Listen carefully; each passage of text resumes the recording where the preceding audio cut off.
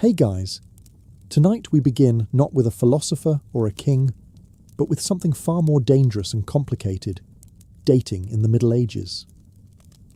Because believe it or not, finding love in a time of plagues, dowries and chaperones was somehow even more awkward than texting someone, "What you doing?" at 2 a.m. From courtly love songs to marriage by livestock negotiation, medieval romance was less about butterflies and more about land rights. So before you get comfortable, take a moment to like the video and subscribe, but only if you genuinely enjoy what I do here. And let me know in the comments where you're tuning in from and what time it is for you. It's always fascinating to see who's joining us from around the world. Now, dim the lights, maybe turn on a fan for that soft background hum, and let's ease into tonight's journey together. So, you're standing in a medieval village, or maybe a chilly stone castle, wondering how to find love. Maybe strike up a conversation? Compliment someone's hose? Ask if they come here often? Nope. That's not how any of this works. If you're in the Middle Ages, dating, in the modern sense, doesn't really exist. You don't flirt, text, or go for long walks to see where it goes. Instead, your parents, or your lord or your abbot, are already deciding who you'll marry, when, and how many cows it will take to seal the deal. If you're a noble, you've probably been betrothed since before your voice dropped. You and your future spouse might meet for the first time on your wedding day. And yes, that's just as uncomfortable as it sounds. The whole thing is about land, titles, and family alliances. Not compatibility or how good they are at lute solos. If you're a peasant, things are slightly less formal, but only slightly. Your family still has a strong say, and love isn't really part of the discussion. Maybe your parents know a nice girl whose family owns a productive goat. Maybe they admire a boy who can thatch a roof without falling off. Boom. You're courting now. Lucky you. It's not that people in the Middle Ages don't feel romantic. They do. It's just not the priority. The goal is survival, inheritance, and social stability. Falling in love before marriage? That's risky. Falling in love outside of marriage? That's scandalous. Either way, it's frowned upon.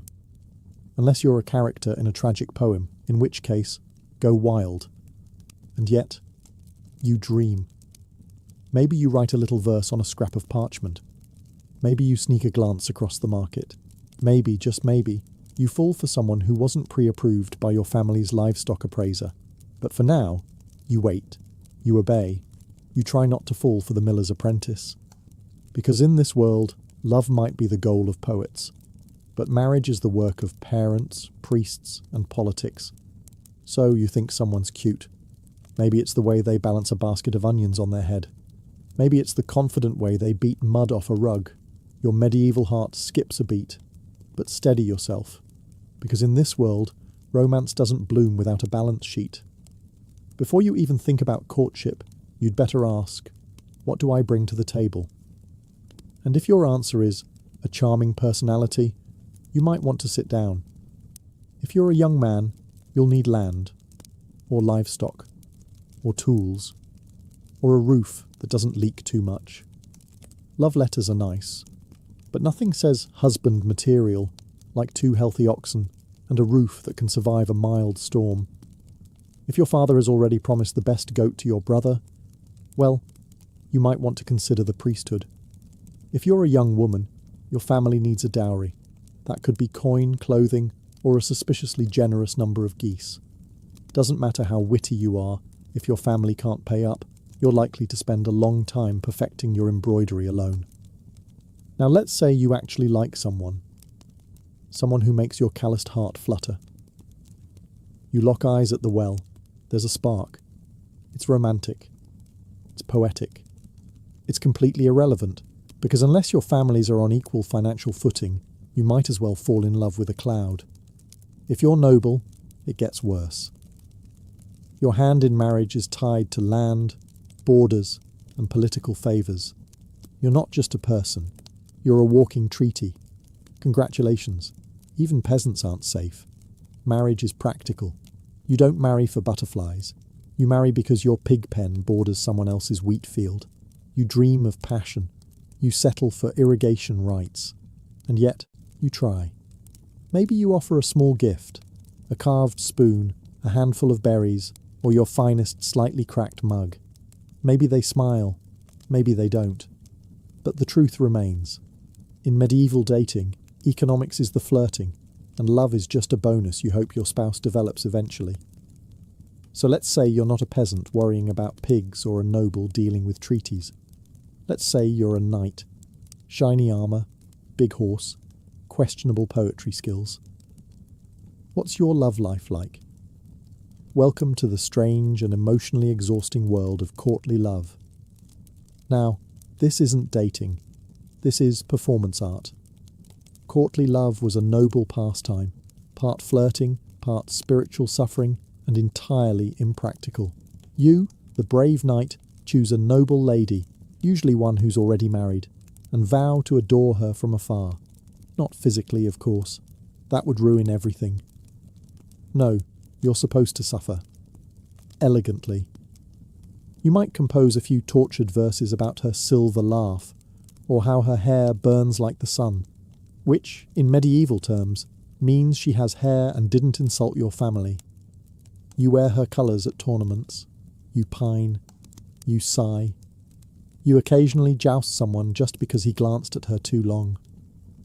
The lady's role? She's supposed to pretend this is all very flattering while maintaining a level of icy detachment that would terrify a glacier. She may respond with a letter, a token, maybe a ribbon, but mostly she'll just be mysterious and unattainable, which is the entire point. The emotions are high, the actual contact, minimal. At best, you might get a nod from across the hall or a finger brushed against your gauntlet during a feast. Anything more, and suddenly it's not courtly love. It's a scandal. Or worse, adultery. And no one wants that. At least, not officially. This entire setup worked best when everyone involved agreed it was mostly pretend. It was a way to express longing, devotion, and creative angst, all without disrupting the social order. A medieval venting mechanism, if you will. Was it dramatic? Absolutely. Did it involve more poetry than practicality? Constantly. But for a knight stuck between battles and boredom, courtly love gave you something to write about, and someone to write for. Just don't expect a happy ending, or a kiss, or even eye contact. So you've fallen for someone. Great. Now comes the hard part, expressing that affection in a society where touching someone's hand without a chaperone is basically a declaration of war. Welcome to the medieval solution, tokens. Think of it as 12th century texting, slow, confusing, and open to wildly inaccurate interpretation. Let's say you're a knight and you're hopelessly in love with Lady Marjorie, of whatever her last name is. You can't speak to her alone, and your poems keep getting intercepted by her confessor. What do? You send her a glove. Or maybe your embroidered sleeve. Nothing says I love you like mailing someone part of your wardrobe. And if you're on the receiving end? Congratulations. You now have a sweaty linen sleeve you didn't ask for, and the romantic burden of pretending you know what it means. Is he confessing love? Asking for a favour? Suggesting a duel? Who knows? Women gave tokens too. A ribbon, a piece of hair, a tiny pendant. It was sentimental, sure, but also deeply strategic. Give the wrong guy the wrong token, and suddenly you're spoken for by someone with a lazy eye and a drinking problem. Tokens were meant to be subtle. A glove pinned to your chest, a ribbon tied to your sword hilt. Everyone knew what it meant, and no one said what it meant. The more cryptic, the better. It was less about communication and more about plausible deniability. Oh, this glove? No, it's not from Lady Joan. It just appeared on my pillow, scented with lavender, completely random. For commoners, tokens were simpler. Maybe a wood carving, maybe a handkerchief you stitched when you weren't milking something. It was still romantic, just with more calluses involved. Tokens were also risky. Giving one to the wrong person could spark rumours. Receiving one you didn't want meant figuring out how to politely return someone's sock without insulting their lineage. But for all the awkwardness, these tokens carried real emotional weight. They were symbols of love in a world that didn't allow much room for it. So you finally build up the courage to talk to your crush. Maybe offer them a flower. Maybe quote a little bad poetry you definitely didn't steal from a travelling minstrel. You're ready for a moment of intimacy. Unfortunately, you're not alone. Welcome to the world of medieval dating surveillance, where love is never blind. It's heavily monitored by your mother, your priest, a nosy cousin, and sometimes all three at once. Let's say you're a young woman of marrying age. You're never just going for a walk. You're going for a walk with Margaret and her terrifyingly strict aunt, who's already judging your posture. Even if you're simply fetching water, someone is watching. Someone is always watching. It's less dating, more espionage. And if you're a man trying to court someone, better hope you have the approval of her family, her parish priest, and the local gossip network. You show up at her house with flowers? Her father's behind the door, sharpening something. Her mother's pretending to stir a pot that hasn't boiled in 3 hours, and the village priest just happens to be passing by on his way to morning prayers at sunset. The logic behind all this supervision was simple. Protect virtue, preserve family honour, and absolutely prevent any unsanctioned touching, especially before marriage, especially alone, especially ever. Chaperones were there to monitor innocent interactions. Group outings, monitored, walks, supervised, sitting within a 2-metre radius of each other on a bench, only if someone's grandmother is knitting nearby and pretending not to listen. The church, of course, had opinions, lots of them. It regulated courtship the way a bouncer regulates a nightclub. Priests gave sermons about proper conduct and wrote lengthy treatises on the dangers of flirtation. Yes, that's right. Medieval clergy published anti-flirting manuals. Imagine someone copying those out by candlelight while monks silently judge you from across the scriptorium. Even letter writing wasn't safe. Some monasteries opened love letters just to screen for moral content. That's right, divine censorship. So if you want to fall in love, you'll have to get used to doing it quietly, and in the presence of your entire extended family, and possibly God. So, you're in love. Or at least medieval in love, which is mostly longing, confusion, and a lot of pacing near windows. You've exchanged glances across a feast. Maybe they picked up your dropped handkerchief and didn't immediately throw it into the fire. The tension is unbearable. But you still can't speak freely. There are chaperones, priests, mothers lurking like emotional border patrol agents. So what do? You write a letter. Ah, yes. The secret love letter. The most dangerous piece of parchment since the excommunication notice. This is your chance to confess your heart, using the most cryptic, overly poetic language possible.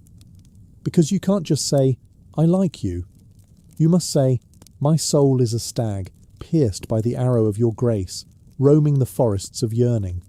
Naturally, if you're literate, which, let's be honest, isn't a given, you pen your message on vellum or rough parchment. If you're really dedicated, you dust it with flower petals or perfume. Just be careful with that. One noble accidentally used a love letter to wrap a herring and delivered it to the wrong girl. They're married now. It's fine. Now comes the problem of delivery. You can't just hand it over. You need a courier, a loyal servant, a bribed monk, or a younger sibling with limited understanding of consequences. Sometimes even a minstrel would do the job, singing your poem in the town square while pretending it was anonymous. Subtle. And the poetry? Risky. Very risky. The line between romantic and heresy was thinner than a monk's patience during Lent. If your metaphor even hinted at anything physical, you might find yourself confessing to both lust and literary exaggeration. But despite all the rules, people did write. Some letters survived. Some poems were copied and passed around like forbidden fruit. In a world of rigid roles and constant supervision, a folded scrap of words could feel revolutionary. So you write, you risk it. You press your trembling hand to the parchment and say everything you can't say aloud. Just don't sign it too clearly. You want romance, not a church trial. Finally, a break, a feast day, a harvest festival, a maypole dance. In short, a rare moment when your life isn't just work, prayer, and pretending you're not interested in the blacksmith's daughter. Today, you're allowed to flirt. Sort of. As long as no one sees. Or everyone sees, but pretends not to. Welcome to medieval festivals, where romance blooms under the watchful eyes of everyone you've ever met, and 3 chickens. Festivals were one of the few socially approved moments when men and women could mingle, laugh, and, dare we say, make eye contact.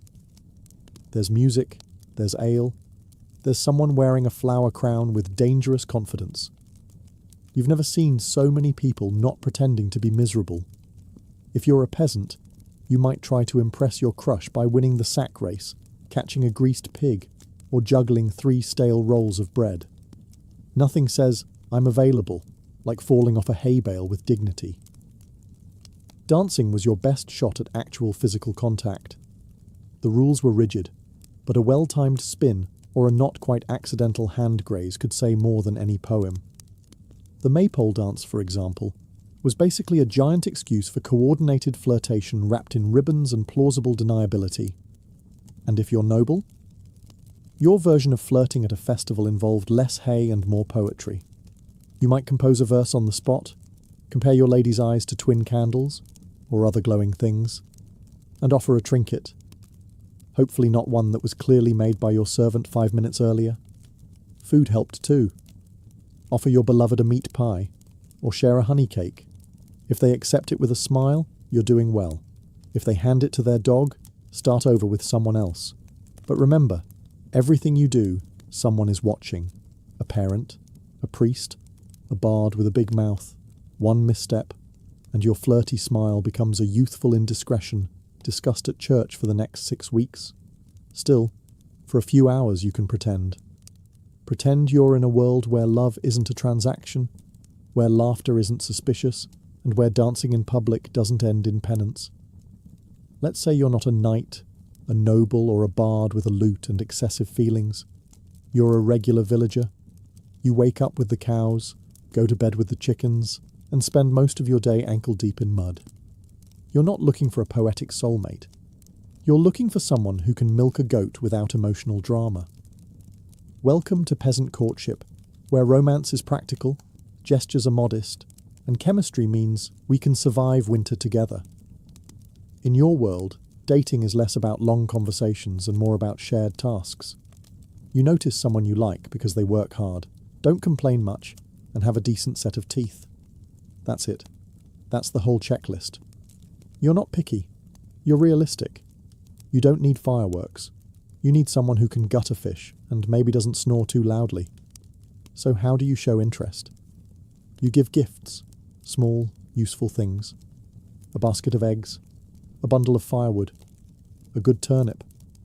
And if you're feeling bold, maybe a woven ribbon or a carved spoon. Nothing says, "I'm serious about you," like a spoon you whittled by candlelight while your pig judged you silently. Conversations happen during shared chores.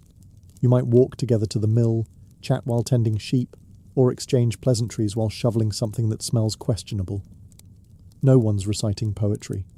You're talking about the weather, crop yields, and whether or not old Thomas fell in the well again. And yet, in its own way, it's romantic. There's a sweetness in the simplicity. A shared life built not on idealism, but on cooperation. You know each other's strengths, weaknesses, and how fast they run when a goat escapes. Proposals often came quickly. If you both agreed, and the families did too, marriage followed. Maybe you moved into a shared hut. Maybe you built a new one from scratch with help from the village. You brought your best blanket. They brought a goat. Together, you began the strange miracle of domestic survival. It's not glamorous, but it's honest. You've done it. You found someone who can cook, clean, tolerate your family, and doesn't visibly recoil at the sight of your feet. True love, right? Now it's time to get married, which, in medieval terms, means you're entering into a contract. Not a dreamy vow under the stars. A legally binding transaction, often negotiated with all the passion of a livestock auction. If you're a peasant, it's still a big deal. You gather a few witnesses, talk to the local priest, and try not to trip over the Latin during the ceremony. But behind the sweet-sounding blessings is a serious checklist. Dowry, land rights, who gets the cow, and what happens if someone dies during planting season. Ah yes, romance. If you're from the upper class, buckle up.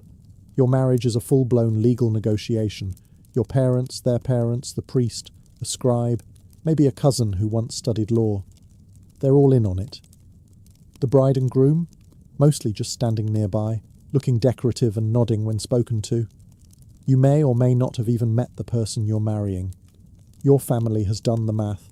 Your estate needs her fields, her dowry balances your debts, and both of your coats of arms look good next to each other. Love is optional. The merger is not. And once you're married, it's permanent. Divorce isn't really a thing unless you can prove someone wasn't baptized, was secretly related to you, or died and forgot to mention it. Annulments existed, but they required a lot of paperwork, a bit of luck, and a solid bribe. Still, not everything is bleak. Some couples genuinely grew to love each other, shared chores, raising children, surviving winters. These things have a way of building affection, or at least tolerance, which in medieval terms is basically the same thing. The church was involved in every step. Marriage was a holy sacrament, one of the 7 big ones. You didn't just marry for legal reasons, you married because God needed a witness. Possibly 2. So you stand, exchange vows, and smile as someone hands over a sack of onions and calls it a blessing. So, let's say you've had enough. Enough contracts, enough negotiations, enough being treated like a particularly valuable sack of flour. You're a noble, but for once, you want to marry for love. Not for land, not for lineage, not for your father's strategic ambitions, just love. Congratulations, you're about to cause a scandal. Noble elopements were the medieval equivalent of lighting your family tree on fire and dancing in the ashes. If you ran off to marry someone of your own choosing, it wasn't just personal rebellion, it was political sabotage. Let's say you're Lady Eleanor, promised to Sir Boring von Estate Secure, but you've fallen madly in love with a penniless squire who smells faintly of horses and adventure. You meet in secret, whisper sweet nothings in the stables, and one day you vanish. Off to a monastery where the abbot owes you a favour. There you marry under questionable legality, with only a nervous monk and 2 chickens as witnesses. Back at home, chaos. Your family? Outraged. Your father? Threatening to siege the groom's family garden. Your mother? Crying into her embroidery hoop. The church? Deeply concerned. The gossip? Delicious. And if you're the groom in this romantic rebellion, don't get too comfortable. Best case scenario? You get to keep your bride and your kneecaps. Worst case? You're excommunicated and disemboweled, in that order. Still, some couples got away with it. If the union couldn't be undone without causing even more embarrassment, families sometimes just sighed and moved on. After all, what's done is done, and at least nobody died. Hopefully. In rare cases, these scandals became legends. Songs were written, poems composed, stories whispered at banquets. 2 nobles who chose love over duty. Practically mythological. And yes, most noble marriages were transactional, but these moments, brief rebellions, passionate escapes, whispered vows beneath moonlit towers, they reminded the world that love, though inconvenient, refused to go extinct. So if you ever feel dramatic for swiping left or turning down a second date, just remember, at least your love life doesn't involve secret weddings, angry barons, and a horse tied to a ladder outside your window. Ah, marriage. That beautiful union of 2 souls, and their respective financial portfolios. Because in the Middle Ages love was nice, but a dowry? Now that was truly romantic. Let's say you're a bride. You're not just getting married, you're being launched, like a small dowry-equipped economic vessel. Your family prepares your dowry: money, livestock, land, linens, a cow or two, depending on how lovable they think you are, and maybe even a set of pewter dishes if they're feeling generous. These offerings go to your future husband, who accepts you and your portable wealth with open arms and a mental calculator. Now flip the scenario. In some cultures or regions, it's not the bride's family giving the goods, it's the bride price. The groom pays her family for the honour of marrying her, effectively saying, "Here's a horse, a cloak, and 3 pigs. Now give me your daughter." Medieval romance at its finest. The point is, someone is paying someone. You're getting married, and there is absolutely a receipt involved. These exchanges weren't just about wealth. They were about status, expectations, and public statements. A large dowry might indicate a bride came from a prestigious family. A stingy one might suggest they were trying to offload her quickly, possibly due to suspicious personality traits or a habit of talking back. You, as the bride, didn't usually get to keep your dowry. It became part of the household economy, managed by your husband, guarded by the law, and hopefully not gambled away on dice and ale within the first month of marriage. If the marriage ended, through death, annulment, or your husband wandering off to join a monastery after midlife regret, your dowry could theoretically be returned. But retrieving it was often harder than pulling a sword from a stone. You'd need support, legal backing, and ideally someone who could read. Meanwhile, the bride price, if paid, was like buying a rare goat, expensive up front and no refunds. It compensated the bride's family for the loss of her labour. After all, who's going to milk the sheep now? So while love was occasionally in the mix, money was always at the altar. So you didn't go the marriage route. Maybe you were the second son, or your dowry was suspiciously small, or you just really liked chanting. Either way, you've joined a monastery or convent. Congratulations, you've now taken a vow of poverty, chastity, and an aggressive disinterest in romance. And yet, here you are, in a stone cloister surrounded by silence, candle smoke, and Brother Anselm's unexpectedly soulful eyes. Yes, even behind monastery walls, forbidden love found a way. To be clear, falling in love in a religious order was deeply discouraged. Like, you might get whipped, exiled, or lectured by someone with a Latin name, discouraged. You've sworn to give your heart entirely to God, which means giving it to literally no one else. But hearts are unruly, and sometimes prayers start sounding a lot like love poems. Maybe it starts with innocent tasks. Passing each other bread in the refectory, whispering during Vespers, laughing a little too hard when someone drops a hymnal. Before you know it, you're tucking extra cheese into Sister Beatrice's satchel and questioning everything. Some monks and nuns wrote passionate letters, disguised, of course, as theological musings. Your soul is a shining light in the darkness of my contemplation sounds holy, unless you read between the lines. And many did. There were, inevitably, scandals, secret meetings in the herb garden, midnight confessions that weren't strictly sacramental, and the occasional gasp-worthy discovery of a nun with a suspiciously round belly. The punishment, usually harsh: exile, public penance, or being reassigned to some far-off abbey known mostly for sheep and silence. Still, not all stories ended in disgrace. Some lovers escaped. A few even got married after being defrocked. Most, though, returned to their cloisters, red-faced and redevoted, swearing that the whole thing was just an overzealous theological debate. Because in the end, monastic life was about discipline. But humans are humans, even in robes, even in silence. And sometimes a quiet glance across the chapel was more thrilling than any tournament or courtly poem. You did it. You got married.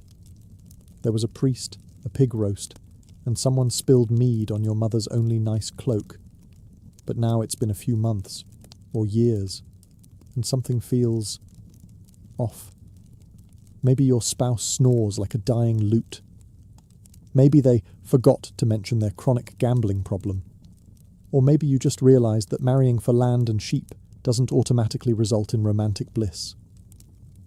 Either way, welcome to the world of medieval marital disappointment. Now, don't go reaching for the divorce papers, because they don't exist. At least, not in any form you'd recognise. Marriage was a sacred and unbreakable bond, approved by the Church, sealed by God, and enforced by public shame. You could try for an annulment, but you'd need a very good reason. We don't get along doesn't cut it. You'd have to prove that one of you was underage, already married, too closely related, which happened disturbingly often, or, best case scenario, never consummated the marriage, which meant someone had to confirm that fact, in writing, possibly under oath. Good luck. If you're a noble, it gets messier.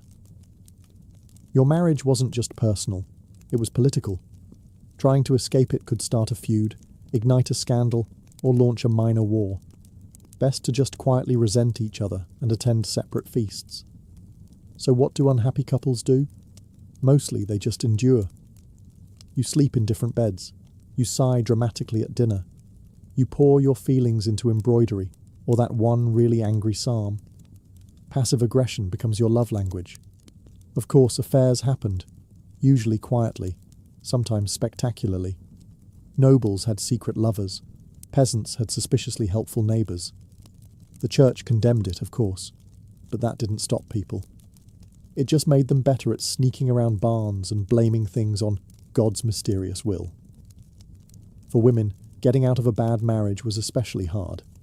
Even if your husband was violent or vanished, society expected you to stay loyal, silent, and mildly pious while surviving off bread crusts and disapproval. Still, some people made it work.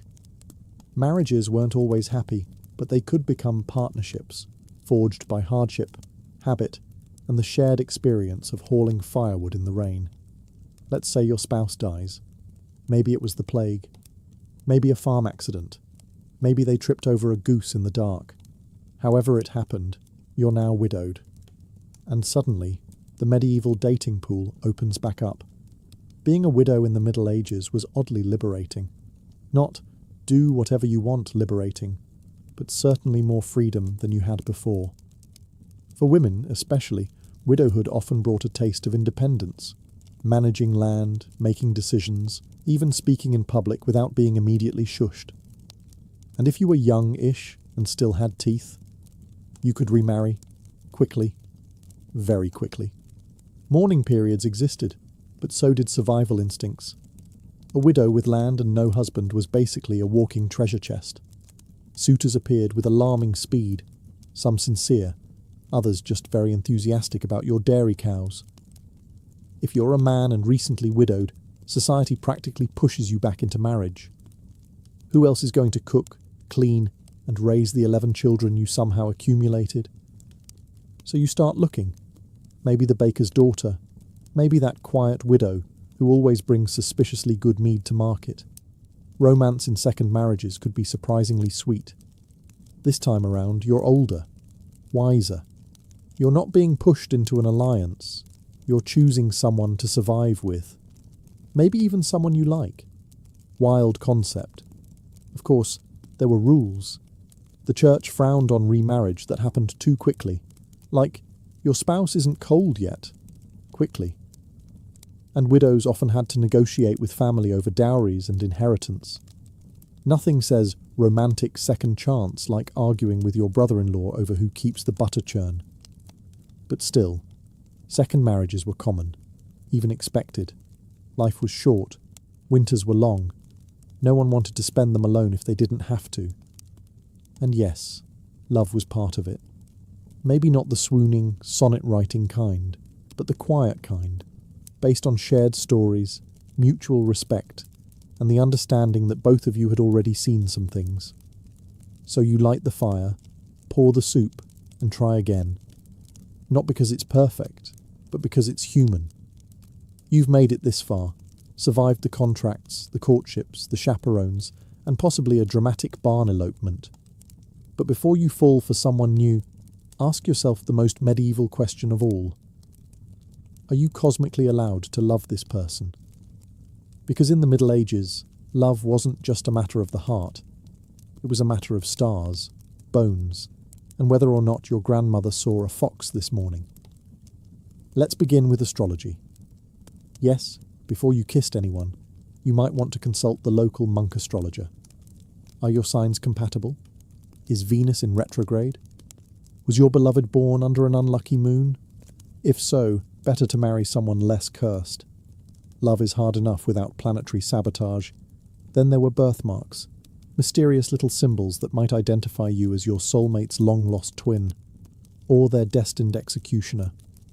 Superstitions were flexible like that. But the church had its own checklist. You couldn't marry your cousin, or your second cousin, or your fourth cousin twice removed, unless you had special permission, which the wealthy often bought, because loopholes.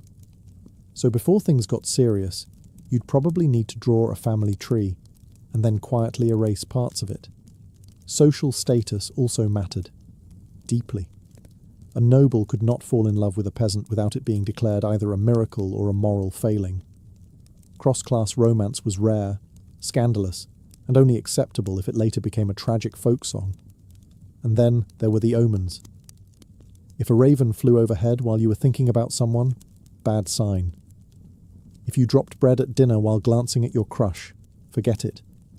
That's a cursed union. Someone might bury a charm under your doorstep to protect you from improper suitors, or to sabotage your chances. Either worked. Love, in this world, wasn't just personal. It was mystical. Everyone had an opinion. The stars, the saints, the weather, and that one woman in the woods who definitely wasn't a witch, except she probably was. But despite all the rules, signs, and whispered warnings, people still loved. Clumsily, bravely, often against advice.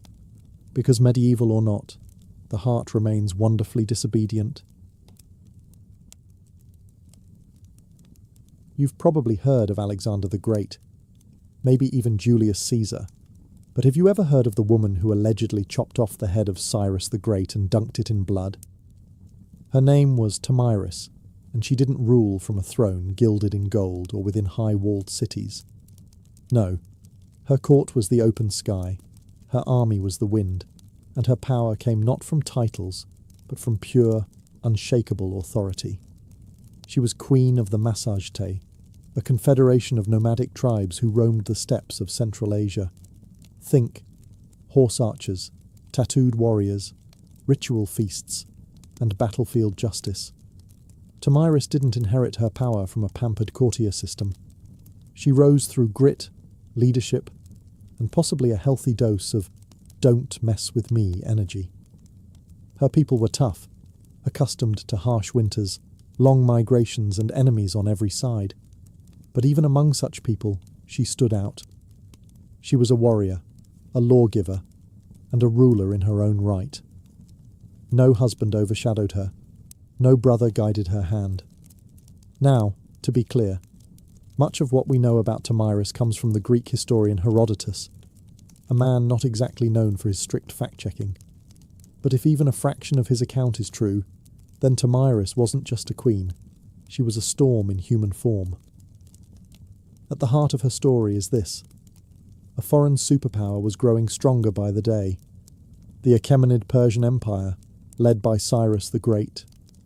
He had already conquered Lydia and Babylon, and now his gaze turned east. The Massagetæ were next on his list. But Cyrus didn't fully understand what kind of woman he was dealing with. Before the first arrow flew, before the first spear shattered, and before her son's death changed everything, Thamyris was already preparing for war.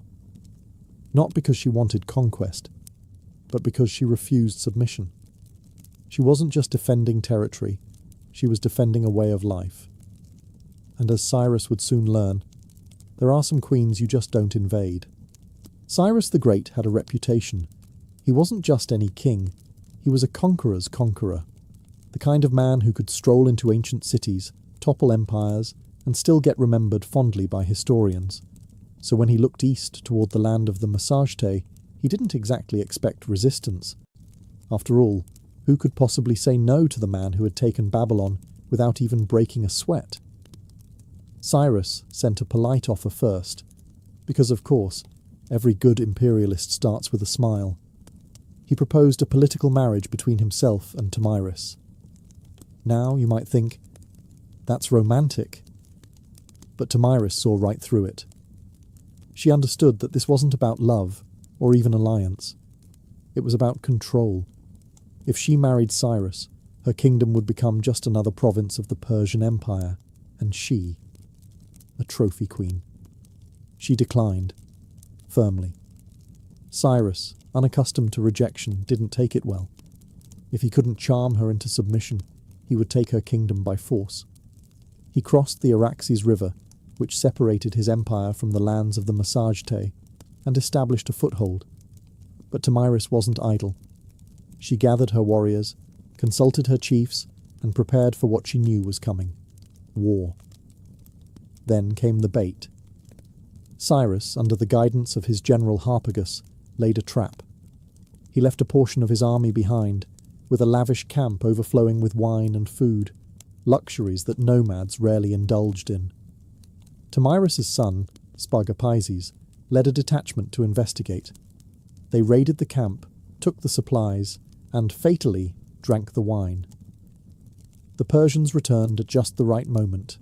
Drunk, disoriented, and unprepared, Spargapises and his men were overwhelmed. He was captured alive. When Tomyris heard the news, her world cracked. This wasn't just a military loss. It was personal. Her son, her heir, was now a prisoner in Persian hands. She sent a message to Cyrus. "Give me back my son, and leave. If you do not, I swear by the sun, the master of the Massagetæ, I will give you your fill of blood." Cyrus didn't listen. Spargapises, ashamed of his capture, killed himself in Persian custody. Tomyris had just lost her only son, and now she was out for blood. Grief is a powerful thing. But grief mixed with fury, that's the recipe for absolute devastation. When Tomyris learned her son Spargapises had taken his own life in Persian captivity, something inside her snapped. This was no longer about borders, pride, or even independence. This was war soaked in vengeance. And Tomyris wasn't one to grieve quietly. She didn't retire to her tent in mourning robes or weep by the fire. No, she mounted her horse, sharpened her weapons, and swore an oath that would echo through history. She would face Cyrus in battle, she would defeat him, and then she would make sure he never forgot her name, even in death. According to Herodotus, Tomyris summoned her tribal council. Under her command, the Massagetæ mobilized. Picture it. Hundreds of warriors on horseback, adorned in leather armor, wielding bows and spears, faces painted with fury. They didn't march like a Persian army, they moved like a storm, swift, chaotic, and with deadly precision. This time, she set the trap. Cyrus, perhaps overconfident from his earlier deception, underestimated her resolve. But Tomyris knew his tactics now. She studied his movements, waited for the right moment, and then unleashed everything. The two armies clashed in what Herodotus describes as one of the bloodiest battles of the ancient world. There were no fancy formations or long speeches, just screaming horses, clashing blades, and a queen who fought alongside her warriors. No silk-robed empress here. Tomyris was in the thick of it, riding hard, cutting down enemies with merciless focus. And when the dust finally settled, Cyrus the Great was dead. Tomyris, ever theatrical in her justice, had his body searched. His head was severed, placed into a wineskin filled with blood, and presented as a final offering. According to Herodotus, she spoke to it. "You thirsted for blood, now drink your fill." Whether or not every detail is true is almost beside the point, because what matters is that Tomyris won. She crushed the most powerful empire of her day, avenged her son, and made sure that her name would be remembered, not as a victim, but as a conqueror. And this was just the start of her legend. The battlefield was silent, the Persians were dead or fleeing, their legendary king lifeless in the dust. And Tomyris? She didn't celebrate like a conqueror. She didn't parade through Persepolis or carve her face into coins. Instead, she stood over Cyrus's body, her vengeance fulfilled, but her heart still broken. Victory, it turned out, didn't bring peace. The Massagetes had won more than just a battle. They had turned the tide of empire. The death of Cyrus the Great sent shockwaves across the ancient world. In Babylon, Egypt, and the far corners of the Persian realm, rumours swirled. The unstoppable king had fallen, not at the hands of another great empire, but by a nomadic queen who had no throne, no palace, just fury, grit, and a cavalry of warriors who would ride into hell for her. And yet, Tomyris didn't exploit her victory for conquest. She returned to her people with the same pragmatism she ruled with. No war taxes, no imperial ambitions. She didn't try to seize the Persian throne. That wasn't her world. Her justice had been served. Her son had been avenged. The empire could continue without Cyrus. But now, it would think twice before ever riding east again. It's worth noting just how rare this was. Most rulers, after winning a battle of that magnitude, would have grabbed power with both hands. But Tomyris seemed more concerned with preserving her people's freedom than expanding her reach. And yet, this is where her story begins to fade. There are no records of her after the battle, no statues, no royal tomb, no Massagetes monuments carved in stone. She rides into the fog of history, as elusive and untamed as the steppes themselves. Historians debate whether Herodotus exaggerated her tale. Some say Cyrus died elsewhere, that the wineskin of blood was poetic fiction.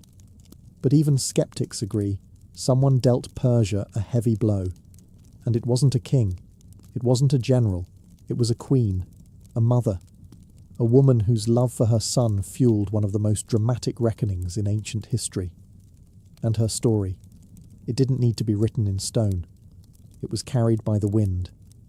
Because when the wind howls across the steppe, some still say it whispers her name, Tomyris. To understand Tomyris, you have to understand the people she led. The Massagetes weren't your typical ancient civilization. No marble temples, no hanging gardens, no scrolls of poetry. They were a nomadic warrior culture, living in the vast, untamed lands east of the Caspian Sea, lands too wild for Persian satraps or Babylonian scribes. Their world was one of movement, survival, and honour. Imagine sprawling plains without borders, herds of horses and cattle as currency, and warriors raised in the saddle. Children were taught to ride before they could walk straight. Archery wasn't a sport, it was second nature. Their bows were compact and deadly. Their armour? Layers of leather and scale, flexible for riding, sturdy for war. They hunted, they raided, and they fought to protect their freedom. And unlike many patriarchal societies of the time, Massagetes women could, and did, fight. That wasn't an exception. It was expected. Warrior women weren't legends. They were your neighbours. So when Tomyris picked up a sword and led her people into battle, no one raised an eyebrow. She wasn't pretending to be a man or defying norms. She was the norm, just sharper, smarter, and far more dangerous than most. Their society valued strength, but also justice. Crimes were punished harshly, but fairly. Property was communal in many ways. What mattered was loyalty to the tribe and the ability to defend it. Kings and queens ruled, yes, but through consensus, not tyranny. Leaders had to prove themselves through deeds, not bloodlines. And as for religion, they were sun worshippers. Tomyris, in her famous warning to Cyrus, swore by the sun, the master of the Massagetes. The sun was life, light, and justice, the divine judge of all oaths. To break one's word was to spit in the face of the heavens. In short, Tomyris wasn't some anomaly.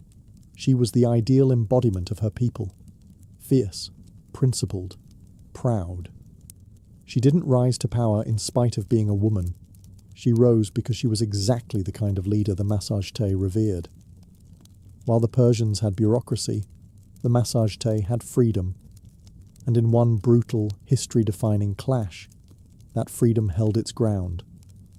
Because when you come from a land where the wind never stops, and the sky is your only ceiling, submission is simply not an option. You know what's strange? Everything we know about Tomyris, her battle with Cyrus, her son's death, the wineskin full of blood, it all comes from one man, Herodotus. Now, Herodotus is often called the father of history, which sounds great until you realise he's also the father of hearsay, myth and dramatic flair. The man loved a good story, and if that story involved divine omens, gory revenge, or queens shoving heads into blood, well, even better. So, how much of Tomyris's tale is true? That depends on how much you trust a Greek writing decades after the events, who had probably never met a single Massagetae in his life. Herodotus relied on second-hand accounts, travellers' tales, and whatever rumours were circling the Persian Empire. To him, history wasn't just a record, it was a performance. Still, here's the thing. He chose to tell her story. In a world brimming with male warlords, tyrants and kings, Herodotus went out of his way to spotlight a steppe queen who brought down one of the greatest rulers in history. That's not nothing. But let's zoom out. Why did this tale spread so widely? Simple. It had everything. A noble woman, a tragic son, a cunning enemy, a battle to the death, a gory finale worthy of any Greek tragedy. If you were living in Athens or Thebes and heard this tale from a travelling bard, you'd remember Tomyris forever, not because she wore a crown, but because she dared to defy a superpower, and won. And over time, her story morphed. Medieval chronicles painted her as a savage Amazon. Renaissance artists depicted her drenched in blood, holding Cyrus's head like a trophy. She was exotic, fearsome, iconic. Yet through all the retellings, something real clings to her legend. Maybe not the exact dialogue, maybe not the wineskin, but the bones of the story, the queen, the son, the war, the victory, feel too specific, too human, to be pure invention.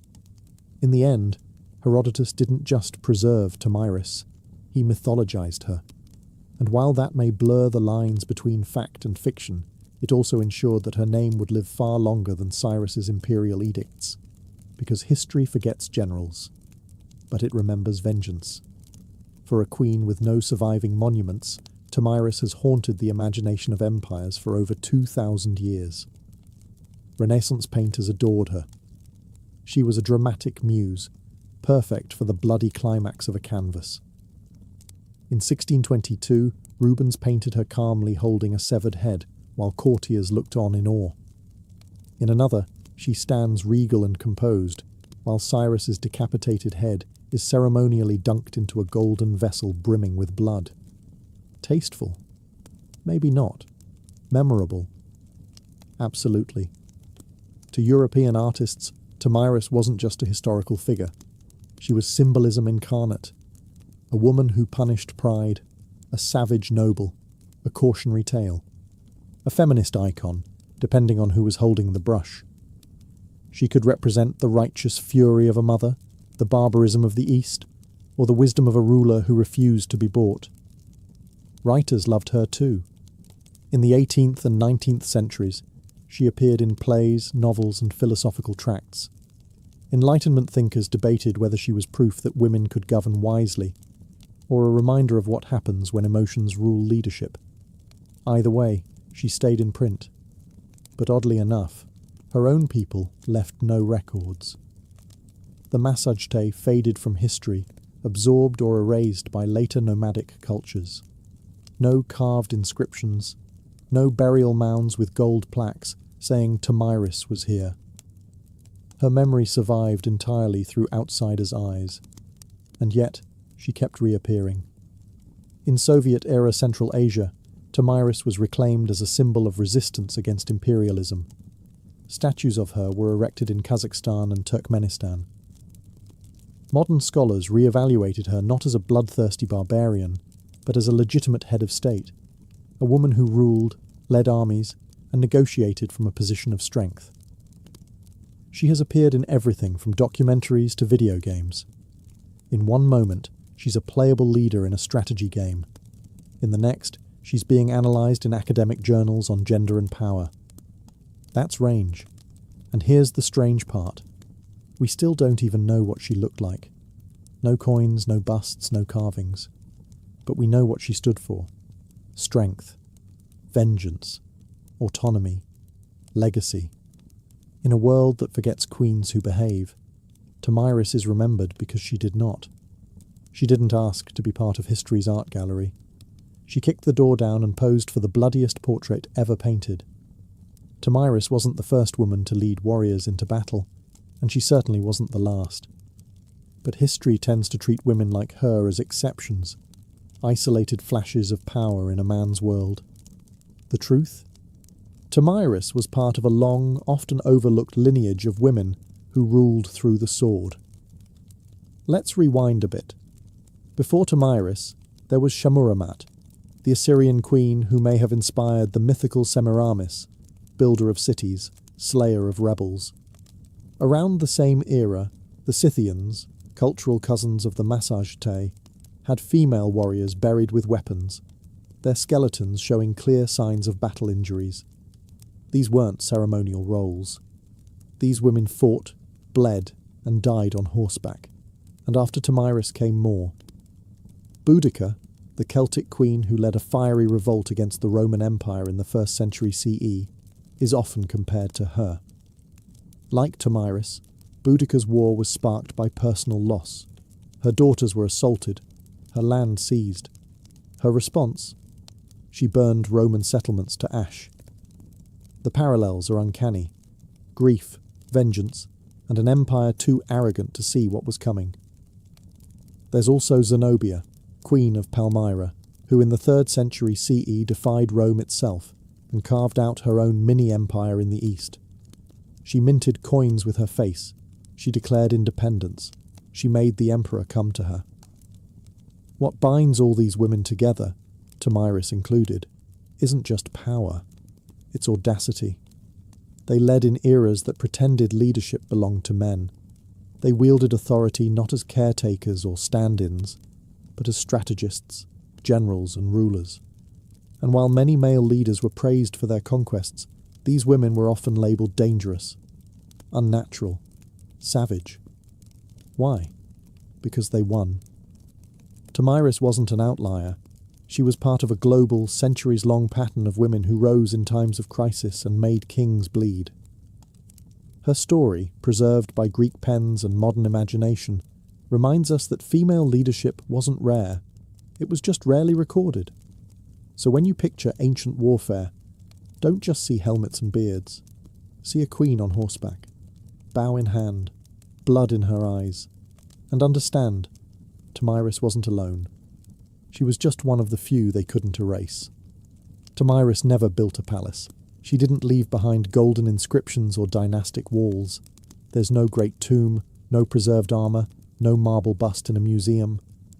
And yet, she endures. In many ways, her legacy is a paradox. Her entire story hinges on a handful of paragraphs from Herodotus, biased, embellished, possibly fictional. But those words planted a seed that refused to die. For over 2 millennia, her name has resurfaced, again and again, in times when the world needed to remember that power doesn't always wear a crown, or a beard. She's been reimagined through so many lenses. To Renaissance Europe, she was the noble savage, a warning to tyrants. To modern Central Asia, she became a folk hero, a symbol of resistance and national pride, especially in countries still reckoning with colonial and imperial pasts. Statues of her rise from plazas in Kazakhstan. Children learn her name in school books. Politicians quote her when invoking strength and independence. But beyond symbolism and myth, there's something undeniably human about her story. It's about a mother who lost her son.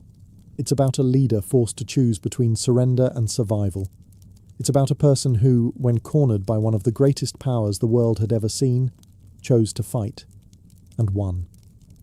In a world that often erases the names of warrior women, Tomyris persists like a blade buried just beneath the surface, always ready to be unearthed by a new generation hungry for stories of untamed defiance. She reminds us that history isn't just kings and empires. It's also mothers and queens, grief and revenge, dirt and blood. It's the silent moments after battle, when a woman stands alone in a field littered with corpses, knowing she has changed the course of the world, but will never be fully believed. And that might be her greatest legacy, the refusal to be forgotten. No statues, no problem. Her name still rides on the wind of the steppes. Her story still makes emperors look mortal. And her legend still whispers the warning, "Come for me, and you'll drink your fill of blood." So the next time you hear of a great king's downfall, remember, sometimes the final blow comes not from a rival empire, but from a queen on horseback, lost to history, but never truly gone. Imagine a life where your walls are made of felt, your roof is stitched from hide, and your front door opens to the horizon. There are no cities, no farmland, no stone monuments to pass on to the future, just the rhythm of hooves, the whisper of grass, and the ever-changing sky. For ancient nomadic cultures, permanence was a myth, and mobility was strength. From the Eurasian steppes to the Arabian deserts, ancient nomads shaped entire civilizations without leaving a single marble temple. These weren't rootless wanderers. They were strategic movers, guided by the seasons, the grazing patterns of their herds, and an intimate understanding of terrain. Their homes were yurts, tents, or wheeled wagons, foldable fortresses designed for life on the move. Cattle, sheep, goats, and most of all horses were the pillars of nomadic life. A person's wealth was counted in livestock, not land. Horses were more than tools. They were companions, weapons, and status symbols. To ride well was to survive. To ride best was to rule. But being mobile didn't mean being disorganized. Nomadic societies had complex social structures. Power usually flowed through clans and tribes, with leadership often based on merit and influence rather than strict heredity. A chief or khan might rise through tactical brilliance, oratory skill, or sheer charisma. Loyalty was personal, earned in campfire councils and on wind-scoured battlefields. And far from being isolated from the world, nomads were its connective tissue. They moved silk from China, spices from India, silver from Persia, and slaves from Europe. Nomadic caravans and traders were the original transcontinental couriers, long before empires caught on. And when trade broke down, they raided, swift, strategic, and terrifyingly efficient. Their history wasn't written in stone. It was sung, recited, and remembered. Elders passed down legends and laws through oral tradition. A tribe's entire legal system, history, and identity could be carried in the mind of a single bard or elder. Stories weren't entertainment. They were instruction, governance, and identity. In the eyes of empires, nomads were unpredictable, alien, and dangerous. But to themselves, they were guardians of freedom, masters of adaptation, and heirs to the wind. They left few ruins behind, but they reshaped the world every time they rode. Long before the Mongols thundered across Eurasia, the Scythians ruled the wind-swept steppe. Between the 9th and 2nd centuries BCE, these nomadic warriors dominated the lands stretching from the Black Sea to the edges of Central Asia. To the Greeks, they were fearsome horsemen and exotic barbarians. To themselves, they were a people of freedom, vengeance, and pride. Scythian society was built around mobility and violence. Their horse culture was unmatched. Boys learned to ride before they could walk properly. Their weapons were practical and deadly. Short composite bows, ideal for shooting while galloping at full speed, curved swords, battle axes, and iron-tipped spears. The Scythian warrior wasn't just a man either. Archaeological finds confirm what Herodotus hinted at. Women fought too. Some graves reveal female skeletons buried with weapons, showing battle wounds that only came from real combat. They didn't build cities, but their kurgans, burial mounds, have preserved their legacy. Beneath these mounds, archaeologists have found gold, intricate tattoos on preserved skin, embroidered garments, and elaborate weaponry. Their art style, full of swirling animals and predatory symbolism, reflects a life bound to nature and the hunt. But the Scythians weren't just wild raiders. They were diplomats, mercenaries, and traders, especially with Greek colonies along the Black Sea. They sold furs, slaves, and grain, and in return imported wine, pottery, and luxury goods. Greek writers both admired and feared them. Herodotus wrote of their strange customs, like drinking the blood of enemies or using scalps as napkins. But he also praised their justice and loyalty to kin. Their religion was primal and animistic. They worshipped gods of war, fire, and fertility. Some rituals involved cannabis smoke, others horse sacrifice. Their worldview was cyclical and tied to the land, not in terms of ownership, but sacred movement. Eventually, they faded. Pressured by other nomadic groups like the Sarmatians, and boxed in by growing empires, the Scythians dissolved into history. But they set the standard for the steppe warrior archetype. A mobile, deadly, fiercely independent fighter with no master and no fixed home. They didn't write books. But when you see a mounted archer silhouetted against the steppe, that shadow is Scythian. They were the storm before the empire. While the Scythians ruled the grasslands, the Bedouins carved their legacy into sand. Originating in the vast deserts of the Arabian Peninsula, the Bedouin were not merely wanderers. They were engineers of survival, mastering some of the most inhospitable terrain on earth. Unlike the mounted thunder of steppe nomads, the Bedouin life was quieter, more deliberate. It was built around the rhythms of the desert, drought and rainfall, grazing routes, and the movements of stars. Their home was the black goat hair tent, or Beit el-Sha'ar, portable, breathable, and easy to pack. Life moved with the camels, known as the ships of the desert. Camels were transport, food, clothing, and currency all at once. The Bedouin were famed for their tribal structure. Everything revolved around the clan. Loyalty to kin came before all else. Honour, or sharaf, wasn't just a word. It was the social glue. A single insult could start a blood feud. But generosity to guests, karam, was just as sacred. A stranger could expect food, water, and protection for 3 days. No questions asked. Their warfare was rooted in the raid, or gazu, fast, strategic attacks designed to capture goods and livestock without unnecessary bloodshed. Battle wasn't about mass slaughter. It was about survival, prestige, and honour. A successful raid elevated a man's status. A failed one could stain a tribe's reputation for generations. But Bedouin life wasn't all conflict and sandstorms. It was rich in oral tradition. Poets were warriors of words. Their verses preserved history, shamed enemies, and praised heroes. Poetry was passed from memory to memory, often performed in song-like cadence around the fire. Some poems became tribal lore, others became legacy. Trade caravans also passed through Bedouin lands. These tribesmen served as guides, protectors, and sometimes smugglers, moving goods like incense, spices, and silk from southern Arabia to the Levant and beyond. They knew every oasis, every star path. Their knowledge was legendary and expensive. Though many Bedouins later integrated into cities and empires, they maintained a fierce sense of identity. Even today, the black tent and tribal codes remain symbols of Bedouin pride. They weren't just survivors of the desert, they were its soul. No nomadic people have ever reshaped the world quite like the Mongols. In the 13th century, these steppe riders erupted out of the plains of Mongolia and carved out the largest contiguous land empire in history. But their roots were no different than the other nomadic cultures they followed. Mobile, clan-based, and fiercely adaptive. Life on the Mongolian steppe was brutal and demanding.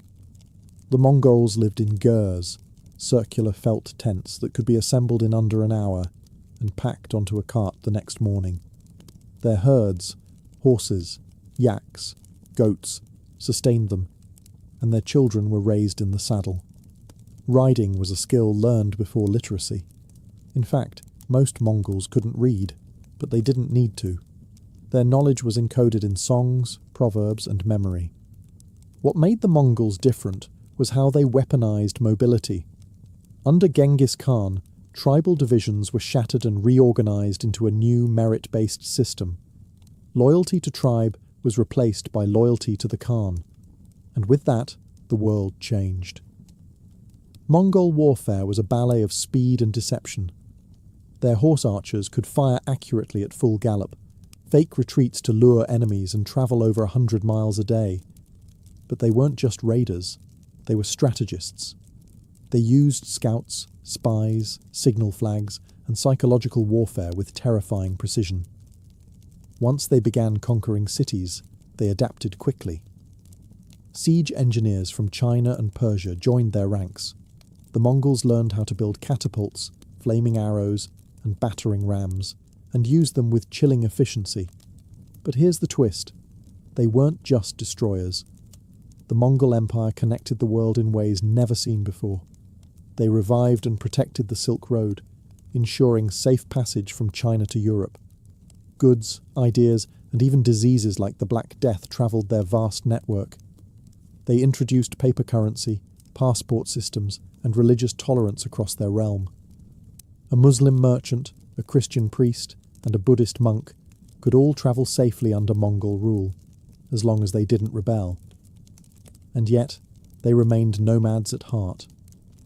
Even as they governed empires, Mongol rulers still returned to their tents, their herds, and the open steppe. They conquered cities, but never truly belonged to them, because no matter how high they climbed, they always rode with the wind at their backs. To the sedentary empires, nomads were either useful or dangerous, and sometimes both at the same time. But to nomads, the line between trade and raid was negotiable. One day, they'd escort your caravans across the desert. The next, they'd plunder your border towns. It all depended on the mood, the season, and how well you paid. Trade was vital to nomadic life. Most nomads couldn't grow grain or make pottery. They needed tools, textiles, spices, and luxury goods. In exchange, they offered livestock, furs, leather, salt, and exotic items like falcons or rare horses. Some traded directly with empires. Others operated as middlemen between distant regions, forming crucial links along the Silk Road, incense route, and other transcontinental paths. But these weren't simple merchant caravans. They were armed convoys, ready to defend themselves or attack, depending on the situation. A tribal leader might negotiate with a border governor one week, then raid his storehouses the next. Empires called this treachery. Nomads called it options. The Scythians, for example, traded grain and gold to Greek cities along the Black Sea, but if a city tried to cheat them, they burned it. The Bedouins protected incense and spice caravans across Arabia. Unless someone failed to pay protection fees, then the camels changed direction. The Mongols under Genghis Khan initially tried peaceful trade with the Khwarezmian Empire, but when their merchants were executed, they responded by annihilating entire cities. To the nomadic mind, trade was personal and political. It wasn't just business, it was a reflection of respect. If a sedentary kingdom treated the nomads as equals, commerce thrived. If they disrespected them, the punishment was swift, and usually on horseback. This tension gave rise to a strange relationship. Border economies. Towns and cities on the edge of nomadic zones often became hybrid spaces, half military outpost, half market. Governors bribed chieftains, tribes traded news, horses, and intelligence. Sometimes marriages were arranged to seal fragile peace. This dance between trade and raid wasn't a flaw in nomadic life. It was a feature. It allowed them to negotiate power without occupying territory, to influence empires without building them, and to remain fluid in a world that worshipped walls. They didn't need to conquer cities. They just needed cities to keep watching the horizon. In a world without libraries, scrolls, or printing presses, how do you preserve your history? For nomadic cultures, the answer was simple and incredibly powerful. You remember it. Oral tradition wasn't just a storytelling tool for ancient nomads. It was their library, courtroom, constitution, and mythos, all rolled into one. From the Scythian grasslands to the Mongol plains and the Bedouin deserts, memory was sacred, and the tongue was sharper than the sword. Elders were more than old men and women. They were archives in human form. They knew lineages stretching back a dozen generations, war stories that shaped tribal identity, and proverbs that guided decisions in peace and battle alike. These weren't campfire tales told for amusement. These were lessons, warnings, and laws. Among the Bedouins, poetry was king. A well-crafted verse could shame an enemy, honour a fallen warrior, or settle a dispute. Poets, or sha'ir, were advisors to tribal leaders, remembered more clearly than many chiefs. Their words could ignite war or stop it cold, and their memory? Flawless. Entire epics were passed down word for word, generation after generation. The Mongols were no different. The great work known as The Secret History of the Mongols was first preserved orally, only written down later. It tells not just the rise of Genghis Khan, but the cultural values of loyalty, fate, revenge, and ambition that defined their world. It isn't a dry historical record. It's a living saga, originally recited by heart to teach and unify. Even the Scythians, who left almost no written records, maintained detailed oral accounts of their migrations, battles, and alliances. When Greek writers like Herodotus described their tales, they were capturing echoes of a far older spoken tradition. History passed through campfires, not chiselled in stone. Oral tradition had its risks. Memories faded, stories evolved. But it also had one massive advantage. It lived. It was adaptable, flexible, and deeply human. It allowed nomadic societies to retain identity even after migrations, defeats, or cultural absorption. Empires may have fallen and their archives turned to dust, but nomadic stories survived, not because they were written down, but because they were woven into breath. And as long as someone remembered, nothing was truly lost. In many ancient civilizations, women were confined to the background, silent, veiled, or confined behind palace walls. But in nomadic societies, the story was often very different. On the move, everyone worked, and that meant women held power too. From the Scythians to the Mongols, archaeological and historical evidence shows that nomadic women were not just mothers and wives. They were riders, warriors, shamans, diplomats, and clan leaders. Life on the move didn't allow for idle hands. Every member of the community, regardless of gender, had to contribute to survival, warfare, and governance. Take the Scythians, for example. Burial sites across the Eurasian steppe have revealed women buried with swords, arrows, and armour, their bones showing injuries from combat. These weren't symbolic burials. These women fought. Greek historians were so intrigued and terrified that they crafted entire myths about Amazons, fierce warrior women supposedly descended from these nomadic tribes. In Mongol society, women managed the encampments while the men were away raiding or conquering. But even at the highest levels of power, women left their mark. Genghis Khan's daughters and daughters-in-law often ruled territories, led armies, and conducted diplomacy. One of the most powerful women in Mongol history, Sorghaghtani Beki, was a strategist and kingmaker who raised emperors and brokered alliances.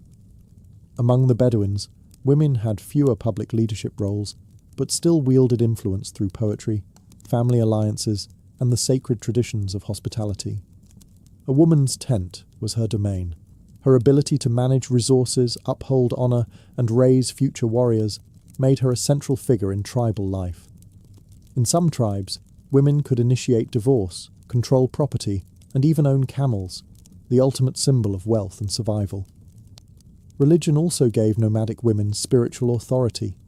In various Turkic and Siberian steppe cultures, Female shamans played crucial roles as healers, spirit guides, and keepers of ancestral wisdom.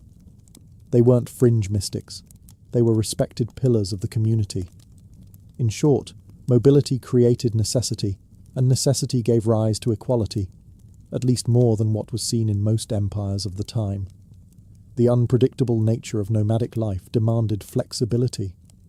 If a man fell in battle, a woman stepped up, without ceremony, without asking permission.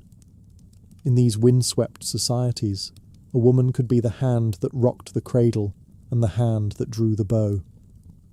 For nomadic peoples, spirituality was not tied to temples or sacred buildings. It was woven into the land, the sky, and the journey itself. When your life is in constant motion, your gods ride with you. Nomadic belief systems were typically animistic and nature-based, rooted in the cycles of the seasons, the behavior of animals, and the rhythms of survival. The wind wasn't just weather, it was a messenger. Mountains were guardians, rivers carried spirits, fire was sacred, life was a dialogue with the unseen. Among the Scythians, described by Herodotus, worship centered on a pantheon of gods tied to the natural world. Tabete, the goddess of the hearth, likely equivalent to Hestia, and Papaios, the sky god. Rituals often involved horse sacrifice, cannabis smoke, and sacred oaths sworn under open skies. Their spiritual world was visceral, earthy, and direct. No priests in robes, just warriors and shamans calling to the heavens. The Bedouins, before the rise of Islam, practiced a form of polytheism centered around local deities and tribal idols. But above all, they revered the unseen, the mysterious forces of fate and nature. Jinn, or spirits, were believed to dwell in rocks, windstorms, and lonely places. Poets and seers were thought to be inspired, sometimes even possessed, by these entities. Hospitality wasn't just a custom, it was a spiritual obligation. In Mongol culture, the spiritual world was structured around Tengrism, the worship of Tengri, the eternal blue sky. Tengri wasn't a god you prayed to in a temple. He was the sky itself, ever present, watching and judging. Genghis Khan claimed his right to rule came from Tengri. Mongols also revered earth spirits, ancestral ghosts, and the sacred fire in the center of every tent. Shamanism played a vital role. Shamans were healers, spirit guides, and political advisors. The beauty of nomadic spirituality was its adaptability. As nomads came into contact with Buddhists, Muslims, Christians, and others, they often blended these beliefs with their own. Mongol emperors patronized multiple religions at once. A Bedouin could follow Islamic law while still clinging to older, desert-rooted customs. Whereas cities built temples to contain the divine, nomads carried the sacred with them. Their gods moved, their rituals adapted, and their beliefs flowed like the rivers they crossed. Because to a nomad, faith didn't need four walls, just sky above, earth below, and memory in between. They didn't leave behind pyramids or cathedrals. You won't find their capitals on modern maps. And yet, the legacy of ancient nomadic cultures is written all over history, in the flow of trade, the scars of conquest, and even the languages we speak. Nomads were not historical footnotes. They were architects of disruption, reshaping entire continents through movement. The Silk Road? That wasn't just a route for silk and spices. It was a highway built by hooves, maintained by the diplomacy, muscle, and local knowledge of nomadic tribes. Without them, East and West might never have met. Empires feared them, and for good reason. The Scythians, Xiongnu, Turks, and Mongols all challenged the myth of urban superiority. Their victories exposed a fundamental truth. Mobility can outthink monuments. Where empires moved slowly, nomads adapted. When cities relied on walls, nomads relied on speed. But their influence wasn't only military. They acted as cultural bridges, carrying music, recipes, stories, and even religion from one world to another. Mongol rule brought Chinese printing technology to Persia. Arab Bedouin traditions shaped the early Islamic world, from language and law to poetry and honor codes. Turkic nomads laid the groundwork for the Ottoman Empire. The paths they rode became arteries of civilization. Even after their empires faded, their spirit endured. You can see it in modern horsemanship, in oral storytelling cultures, and in the values of kinship, resilience, and independence that still echo across the steppe, desert, and tundra. In many ways, they also serve as a warning. They remind us that no structure is permanent, not even the grandest empire. They proved that the wind could erase borders, and that power didn't need to be carved in stone to be real. Today, many nomadic peoples still exist, though fewer in number and often under pressure from modern borders, climate change, and urbanization. Yet their descendants carry traditions older than most nations: hospitality to strangers, reverence for animals, and stories that ride through generations like horses through fog. So when you study history, don't just look at the walls, the temples, the thrones. Look between them. That's where the nomads lived, and that's where history moved. In the mid-1800s, America was a country divided, not just by politics, but by terrain. The East bustled with cities, factories, and ports. The West was a wild expanse of mountains, deserts, and goldfields. And between them stretched over 1,700 miles of unforgiving wilderness. To journey from New York to California meant weeks on a ship around Cape Horn, or months in a wagon, dodging disease, bandits, and dust. But the dream was there, a railroad that would tie the country together, steel rail by steel rail, a direct line from coast to coast, unthinkable to some, inevitable to others. Visionaries believed it could unite the Republic, speed up communication, move armies, open new markets, and settle the untamed frontier. To build it, however, would require more than ambition. It would take money, labour, land, and political power. That last part came with the Civil War. In 1862, while the nation was tearing itself apart, Abraham Lincoln signed the Pacific Railway Act. The law authorized two railroad companies, the Union Pacific and the Central Pacific, to start building from opposite ends of the country. The Union Pacific would head west from Omaha, Nebraska. The Central Pacific would go east from Sacramento, California. They would meet in the middle. To fuel the construction, the government offered massive land grants. For every mile of track laid, each company received up to 640 acres of public land and generous loans. The race was on, not just to unite the country, but to claim land, money, and history itself. On paper, it was a marvel of infrastructure. In reality, it was about to become one of the most grueling construction efforts in American history.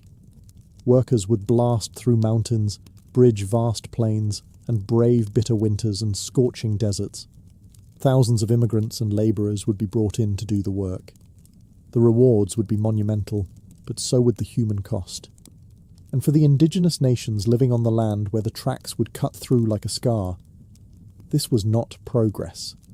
It was a warning. In 1862, the idea still sounded like a gamble, but within 7 years, two lines would meet in the Utah desert and change America forever. While the Union Pacific had the flat plains of Nebraska ahead of them, the Central Pacific faced a far more brutal challenge from the very start: the Sierra Nevada mountains. These weren't gentle hills. They were towering granite peaks, prone to avalanches, snowdrifts, and back-breaking terrain. And this was before dynamite was even invented. Construction began in Sacramento in 1863, but the real wall stood just 80 miles east. The Sierras were a formidable barricade, and every mile of track laid felt like a war against nature itself. To conquer this obstacle, the Central Pacific needed labour, a lot of it. At first, they hired mostly Irish immigrants and white labourers, but many quit, unable or unwilling to face the gruelling conditions. That's when the company turned to a new workforce: Chinese immigrants. By 1865, over 10,000 Chinese labourers were building the railroad, more than 80% of the Central Pacific's entire workforce. They were paid less than white workers, often lived in more dangerous conditions, and faced deep racism, but they proved indispensable, showing incredible skill, endurance, and discipline. Their work was heroic and horrific. They carved tunnels through solid rock using only hand tools and black powder. The most infamous, Tunnel Number 6, took nearly 2 years to complete. In winter, snowdrifts reached 40 feet. Workers lived in camps buried beneath snow, connected by vertical shafts like chimneys. Dozens died in avalanches, explosions, and rock slides. And yet, the line advanced. To speed progress, Chinese crews suspended themselves in baskets over cliffs, chipping away at stone inch by inch. When they couldn't go around a mountain, they went through it. When they couldn't level terrain, they built wooden trestles that soared above ravines.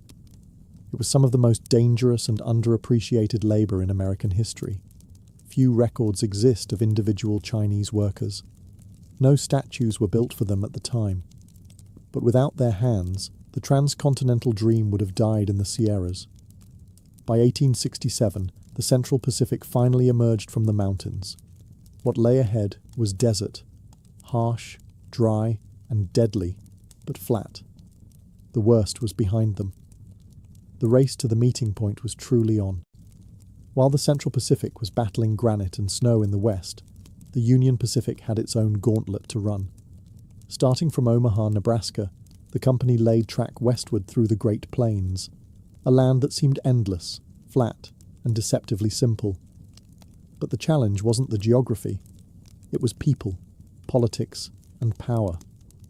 The Union Pacific hired largely Irish immigrants, former Union soldiers, and freedmen. Many were veterans looking for steady pay after the Civil War. Crews could lay 2, sometimes even 3 miles of track in a single day. The wide-open plains allowed speed, but they also exposed the workers to raids, starvation, and environmental extremes. This was indigenous land. The Pawnee, Cheyenne, Arapaho, and Lakota Sioux had hunted, lived, and died on these plains for generations. And to them, the railroad was not progress. It was an invasion. The track cut directly through tribal hunting grounds. The smoke-belching engines frightened buffalo herds. Telegraph poles and surveyors disrupted sacred spaces. Tribes saw what was coming. Settlers, soldiers, fences, and displacement. Resistance was inevitable. The Lakota Sioux, under leaders like Red Cloud, fought back fiercely. They raided camps, attacked surveying teams, and tore up rails. In response, the US government built forts along the route and stationed troops to guard the track. Railroad construction became a militarized operation, with track layers working under the protection of armed guards. It was a low-grade war, fought with rifles and treaties that never lasted. For the indigenous nations, the railroad represented a death sentence for their way of life. And they were right. Still, the Union Pacific pushed forward. Financially backed by massive federal loans and led by men like Thomas Durant, the company laid track at breakneck speed. Crews lived in temporary towns, dubbed Hell on Wheels, which sprang up overnight and disappeared just as fast. Gambling, whiskey, and violence followed the workers like a dust storm. By 1867, Union Pacific had reached Cheyenne and was headed into Wyoming. The mountains loomed in the distance, but the real mountain they were climbing was political. How do you unite a nation when you're laying rails over the bones of another? For the Union Pacific, the answer was simple. Lay the track. Don't look back. The story of the Transcontinental Railroad is often told with golden spikes and great men in top hats. But the real story? It's soaked in sweat, muscle, and pain. Much of it provided by men whose names were never recorded, whose graves were never marked, and whose stories were buried beneath the tracks they built. On the Central Pacific, it was the Chinese labourers who did the impossible. Nearly 15,000 of them, most hailing from Guangdong province, endured freezing temperatures, deadly explosions, and racial hostility while tunnelling through the Sierra Nevada. They earned less than white workers, received no recognition, and were often housed in separate, inferior camps. But they persisted. quietly, skillfully, and relentlessly. Despite being called weak and unfit by early skeptics, the Chinese crews soon proved to be the most reliable workforce on the railroad. They blasted rock, laid rail, built trestles, and cooked their own food, often staying healthier than their counterparts. Yet, when the last spike was driven at Promontory Point, none of them were invited to the celebration photo. Meanwhile, on the Union Pacific, Irish immigrants made up a large portion of the workforce. Many had survived famine and war, only to face new dangers on the plains. They fought off raids, laid track at incredible speed, and drank themselves to sleep in rickety tents. Their lives were hard, but their labour was essential. Former enslaved African Americans also worked the rails, some hired as freedmen seeking better lives. Their contributions, like those of the Chinese and Irish, went largely uncredited. Labourers of colour were exploited, but indispensable. This was a multinational workforce, building a nation with bare hands and broken backs.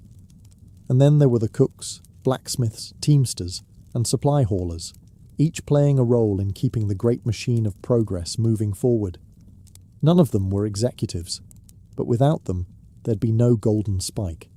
In the grand American myth, we tend to spotlight the visionaries and tycoons. But railroads weren't laid by dreams alone. They were laid by calloused hands, underpaid men, and marginalised workers, people who bent history with no guarantee they'd be remembered. They didn't build the railroad for glory. They built it to survive. By the late 1860s, the two railroad companies, the Union Pacific and the Central Pacific, were no longer just building tracks. They were locked in a frenzied competition, each racing toward an invisible meeting point somewhere in the Utah Territory. But this wasn't a gentleman's agreement. It was a war for land, money, and prestige. Why the urgency? Because of the way the government subsidies worked. For every mile of track completed, each company received federal land grants and hefty loans. The more track you built, the more profit you claimed. So naturally, both sides tried to outbuild the other, even laying parallel tracks in opposite directions, knowing full well that only one set would be used. It became absurd. Crews worked at breakneck speed. The Central Pacific, fresh off their victory over the Sierra Nevada, now blasted through the Nevada and Utah deserts. Meanwhile, the Union Pacific crossed rivers and high plains, skirting the edge of the Rocky Mountains. They even began laying track through areas they knew the government would eventually declare wasteful, just to secure funding. Work intensified to near manic levels. The Central Pacific's Chinese crews set a world record in April 1869. 10 miles of track laid in a single day, a feat unmatched even today. They accomplished this using synchronized teams, rotating shifts, and a rhythm honed through years of labour. Union Pacific crews, not to be outdone, pushed hard from the east, despite ongoing labour strikes, supply issues, and mismanagement from their financier, Thomas Durant, who was more interested in stock manipulation than railroad engineering. The two tracks finally neared each other at Promontory Summit in present-day Utah. Surveyors marked the site. Arrangements were made for a formal ceremony. Locomotives from both companies, Central Pacific's Jupiter and Union Pacific's No. 119, were brought face-to-face, cowcatcher to cowcatcher. Executives prepared speeches. A special golden spike was commissioned. Telegraph wires were hooked up to transmit the final hammer blows in real time across the country. But behind the celebration was the lingering reality. The race had been brutal, often reckless, and entirely driven by profit. The rails were now joined, but the scars they left behind, on land, labour, and lives, would remain for generations. Progress had a finish line, and both companies were willing to trample over anything to cross it.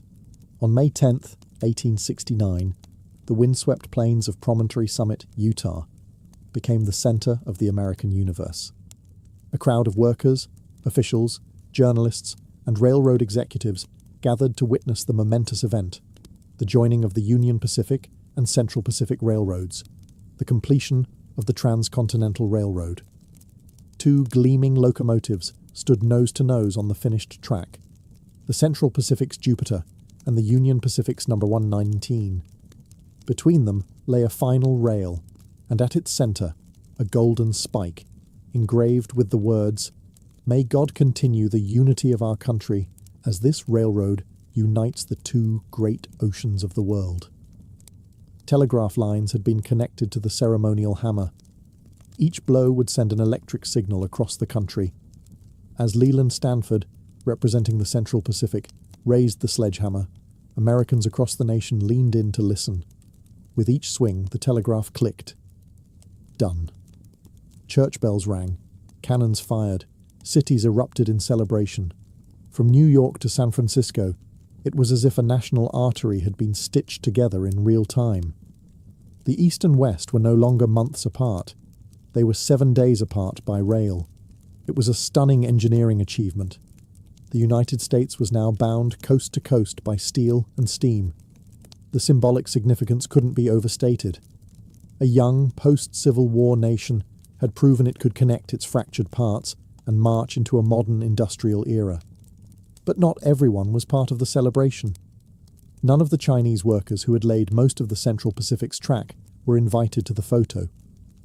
They had been excluded from the ceremony entirely, despite their role in accomplishing the impossible. The Irish labourers, freedmen, native guides, and other marginalised workers were also absent from the frame. In their place stood bearded men in frock coats, holding hammers and cigars. So while the country celebrated unity, the reality was more complex. The railroad did connect east to west, but it also sharpened divisions between races, classes, and cultures. It united markets, but at the cost of many human lives. The photo that day captured the official story of the railroad. But the real story? That was buried beneath the track. The completion of the Transcontinental Railroad didn't just shrink geography, it exploded the American economy.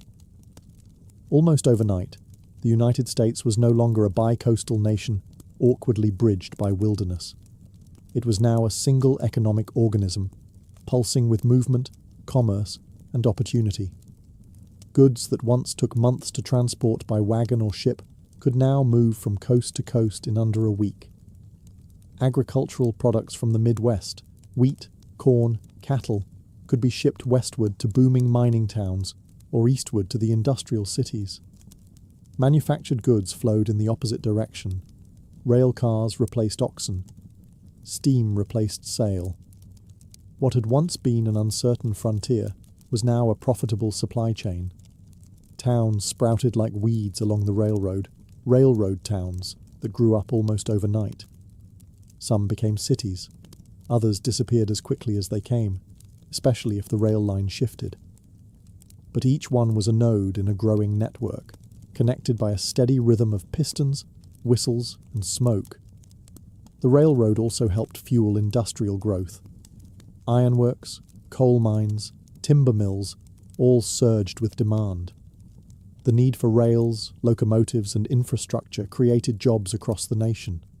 Steel barons and railroad tycoons got rich, bankers lined their pockets, and small-time entrepreneurs rode the wave, opening hotels, restaurants, and general stores along the line. Mail moved faster. News travelled across time zones in days instead of weeks. For the first time, the government could project real presence across the full continent, deploying troops, resources, and political influence wherever the rails reached.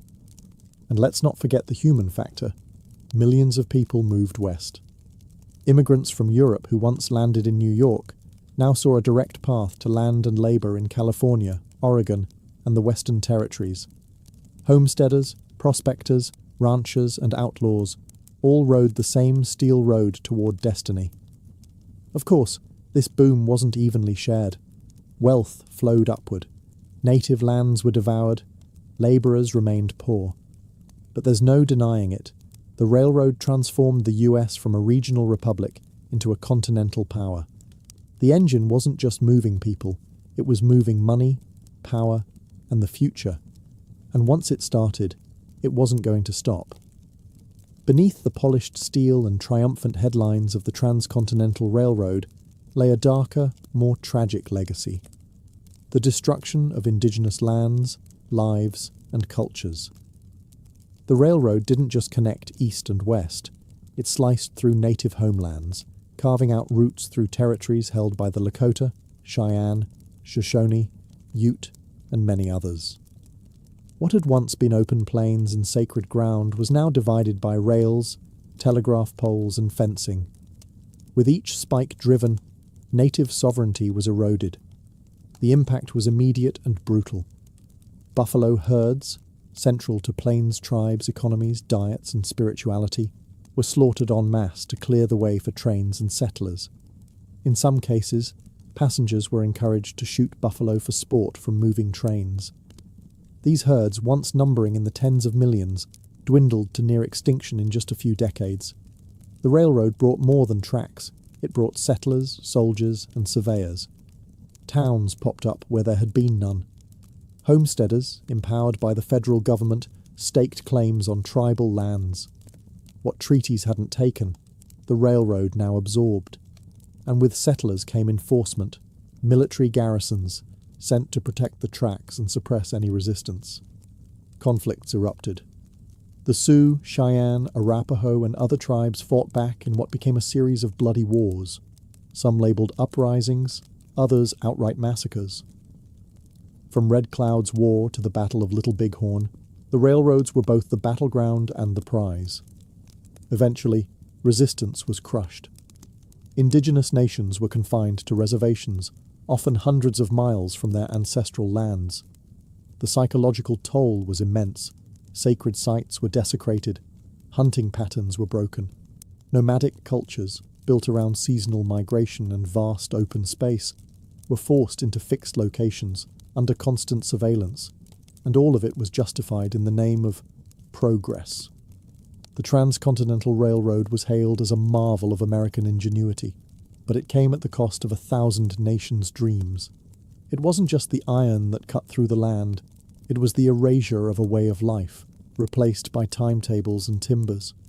History books often praise the railroad for uniting a nation, but for native peoples, it tore theirs apart.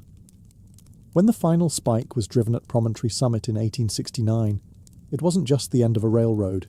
It was the beginning of a new American identity, faster, hungrier, and increasingly shaped by steel and steam. The Transcontinental Railroad shrank the country. What had once taken 6 months by wagon or ship now took 7 days by rail. It changed how people moved, how goods were exchanged, and how the very idea of distance was understood. Suddenly, the concept of a coast-to-coast nation wasn't a dream. It was a daily reality. The railroad fueled the rise of time zones, created to coordinate cross-country travel and commerce. It reorganized agriculture, allowing farmers to send produce across state lines. It powered the Second Industrial Revolution, enabling raw materials to flow efficiently into urban factories. The rhythm of the country began to match the clatter of trains. Culturally, the railroad reinforced a sense of manifest destiny, the belief that America was meant to span from Atlantic to Pacific.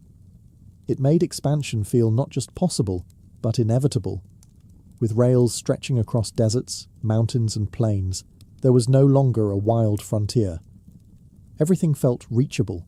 Everything felt claimable. But the railroad also set the template for corporate power in America. Massive wealth accumulated at the top. Men like Leland Stanford, Thomas Durant, and Collis Huntington didn't just get rich, they shaped policy, bought politicians, and built empires. Corruption scandals like the Credit Mobilier affair exposed how deeply railroad interests were embedded in government. For labourers, the train tracks marked both opportunity and exploitation. For indigenous peoples, it marked the end of a world. For the environment, it brought radical change. Forests cleared, rivers bridged, buffalo nearly exterminated.